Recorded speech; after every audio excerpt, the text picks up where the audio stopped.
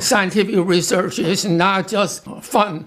Scientific research really can save human lives, and that's very important to me.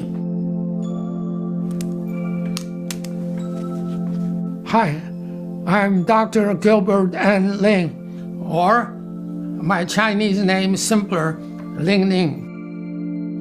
I was born in Nanking, China on December 26, 1919, to a Confucian scholarly family, poetry and book family.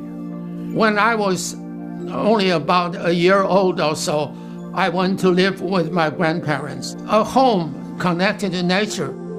Conrad Lawrence discovered that the gray goose hatched on a certain time, the 12th or 14th hour. Anything that moves is his parent. That's imprinting. So, in other words, every living creature, as it develops, has a moment, the window suddenly open, and that moment will have a lasting impact. What must have imprinted on me at the proper time is to farm animals. So, ever since the beginning, I have a deep love which never left me. Later on, it gradually expanded to include young humans. I love babies. And indeed, this exposure to living things left in me a deep fascination with life, which I never lost. And from there, gradually, I grew further into trying to find more about these living creatures. I entered university located in Chongqing. The Japanese Air Force made a habit of bombing Chongqing, and they always want to drop bombs on our university too. After days in the shelter, we came out to find roof is gone. So we will try to find tiles and to cover up the part of the building that we sleep under. Time passed, and next thing you know, I have already graduated with a bachelor degree in biology. And I took part in an event which has profound influence on the future of my life. It was scholarship for young Chinese to study in America. I was extremely lucky in having won the scholarship for biology.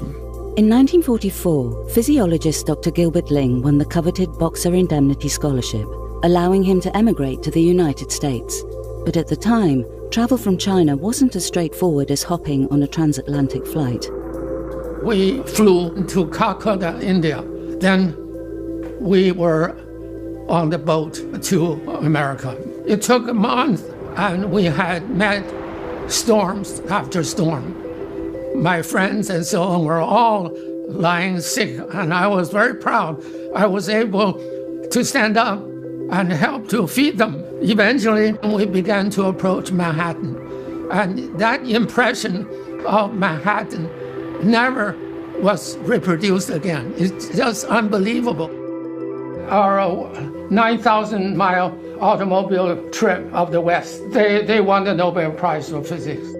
Along with the scholarship, we had the option of choosing the professor we wanted to study. And I decided to choose University of Chicago, and under Professor Ralph W. Girard. There, I met my life companion, Shirley Wang, who was going to be my wife for 60 years. At my wedding, when we were first married, I was originally planning to return to China.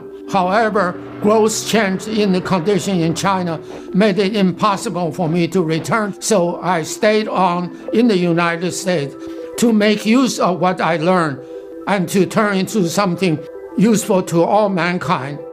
At the University of Chicago, Ling helped to refine the glass capillary microelectrode. The once primitive tool turned into a cornerstone of modern biology and was attached to several Nobel Prize wins. Though his future in science looked bright, Ling was soon to learn the consequences of challenging dogma. My PhD work was on the electrical potential of living cells. I was asked by the department to give a Monday afternoon seminar talk, and the topic is the sodium pump. So I spent time in the library and read. The underlying theory was the membrane theory. Up to that moment, the cells were considered like sieves.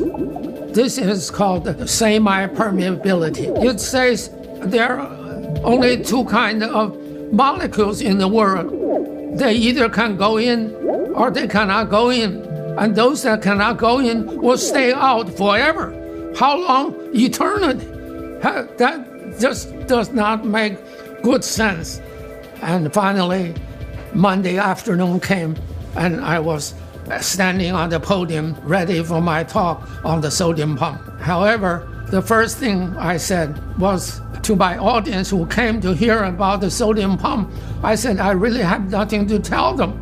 There is only a name. There is no substance of what the sodium pump is. How does it work? I was taken away by two of my respected and beloved professors and given the same advice, and almost verbatim. Each one tell me, Gilbert, you are a guy we all love, and we don't want you to spend your life as a martyr. So leave that sodium pump alone. It is a sacred cow. What makes a part of science a sacred cow? I took a long time and effort to come to the United States. I came to learn how to do science. How can I just give up the integrity of science for the sake of not offending the sacred cow? Gilbert went on to hold prominent positions at world-renowned institutions. Over decades, he formulated a radical new theory on the workings of the cell titled the Association-Induction Hypothesis. This theory purports that it's the special arrangement of water and proteins that account for the molecular activities of the cell, and not the pumps and channels of a membrane. But rather than being taken seriously, his controversial theory marked the dismantling of his career. At that time, I had a whole laboratory full of bright young students who were either doing their PhD or doing postdoc from all over the world. The establishment simply made it impossible for me to get money. I had put my faith in science and hoped that I will get support. Suddenly I have nothing. I was left out on the street. When I told this to my wife, she said, Gilbert, we only have $45 in the bank. Despite losing his position and his salary in 1988, Dr. Ling continued to study how life works at the deepest level, with his pioneering work inspiring a new generation of scientists. And in perhaps the greatest testament to his work, Raymond Damadian, the inventor of the first full-body MRI, credited him with their discovery. I got a couple of Gilbert's books. They're not easy to read. It took me 5 tries. I finally worked out what he was saying, and it's, phenomenal. I think Gilbert Ling is a genius, and he's an immensely intellectual, honest man. His contributions to science are so immense that he should have been given a Nobel Prize. He was really like a litmus test for how anti-scientific a professor was, how readily they would dispose his whole position. If science is even partly wrong about something as fundamental as the workings of our cells, it's not surprising that cures for some of the most devastating diseases still elude us. The most interesting thing to me is how to make what I discovered to last to the future generation. Because the worst condition, when I pass away, the whole thing will just disappear. But I intend to be here a longer time.